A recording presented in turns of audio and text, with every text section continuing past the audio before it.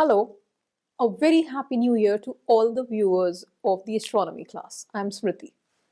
In this video, we'll talk about something which is very deeply connected to astronomy and even our well-being.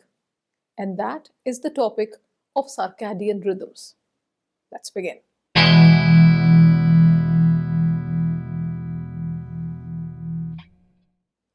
Circadian rhythm is the 24-hour cycle of physical, mental, physiological, hormonal changes that every living organism goes through, including us.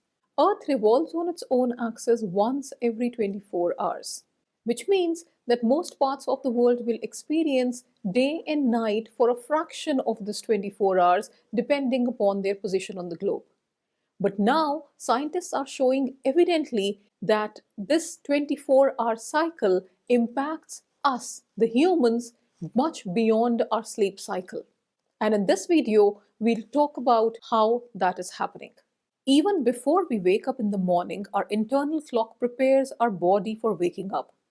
It begins to shut down the production of the sleep hormone melatonin from our pineal gland. Our breathing becomes slightly faster and our heartbeat picks up a few beats per minute as our blood pressure rises slightly. Our core body temperature notches up half a degree even before we open our eyes. Our entire sense of health is guided by our daily rhythms. In the morning, being in good health means waking up feeling rested and refreshed from having a good night's sleep, having a healthy bowel movement to eliminate the toxins we collected at night, and feeling alert, light, and hungry for breakfast.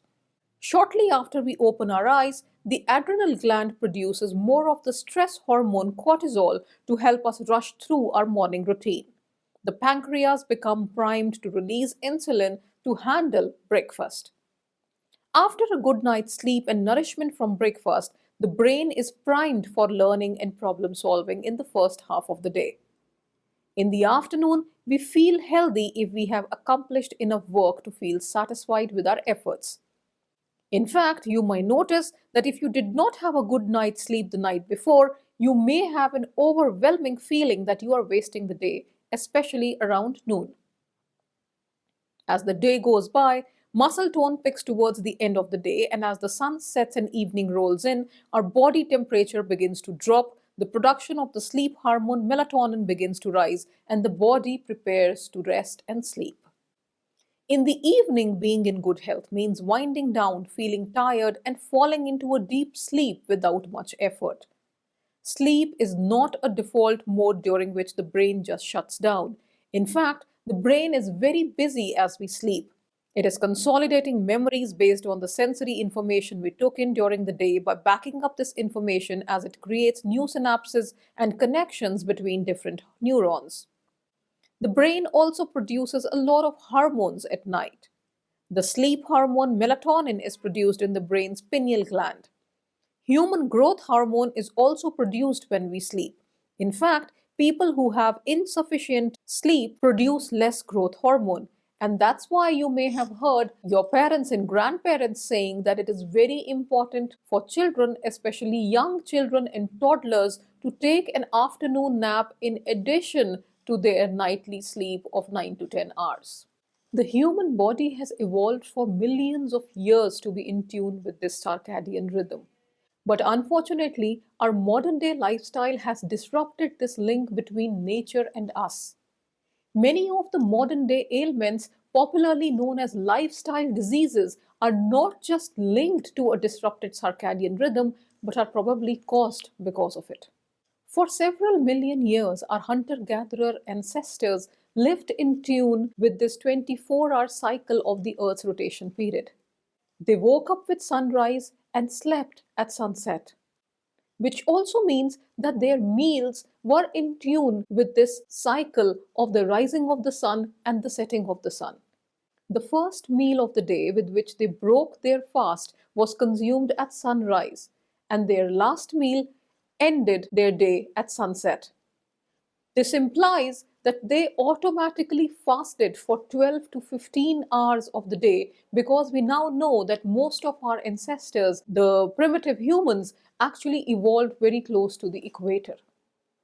These set patterns of taking the meal during a fixed time duration or a fixed time window during the 24-hour period also meant that their meals were in tune with the exposure of light they were getting, the natural sunlight, because of course there was no electricity and the fire came much later.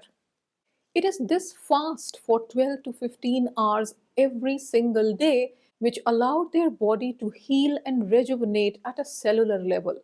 It rested their digestive organs and all the other glands, producing various hormones responsible for various chemical reactions that support our body every time we eat something, we move, we see, and every physiological function that this body is capable of performing. Now, all of this may sound very familiar to you because I'm sure you would have read or heard about this idea under the umbrella term of intermittent fasting. But as Dr. Satchin Panda elaborates very beautifully in this fantastic book called The Circadian Code, you do not have to adopt to this idea as a period of fasting. In fact, it is better to understand and adopt it as a lifestyle and think of it as time restricted eating. Very simply speaking, it simply means that restricting the period of calorie intake, whether it is in the form of food or drinks, to a defined period of time in every 24-hour day cycle.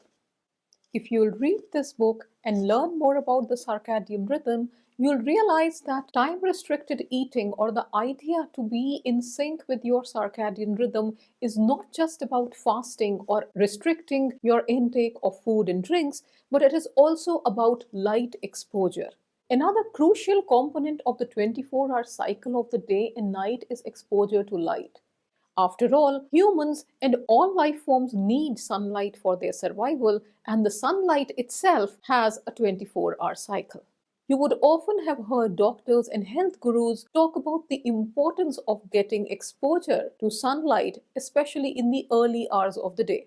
This simple act of spending at least 30 minutes in the morning or any time of the day when you can afford it, if not possible in the morning, in natural light tunes our bodies to the natural rhythm of the sun.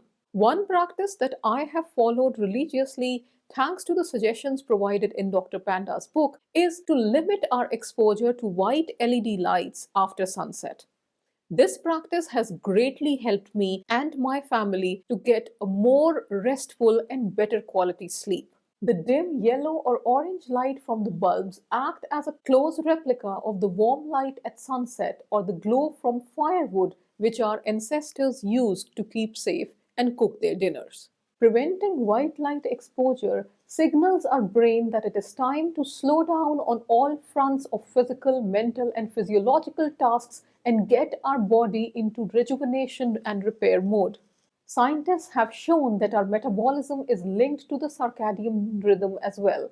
And the popular saying that break fast like a king and dine like a pauper may have come from this ancient wisdom of staying in tune with your natural circadian rhythm. As an astronomer, I find it particularly exciting that the natural rhythm of the rotation of the planets, change in the seasons, and day and night is actually so closely linked to our body itself. I have often said on this channel, and I'll say that again, that astronomy is not just about learning about the universe and the objects therein, but it is all about learning about the universe within us. We are stardust, yes, but we are also an entire universe in ourselves because our body's survival and well-being depends upon the natural rhythms of the cosmos itself.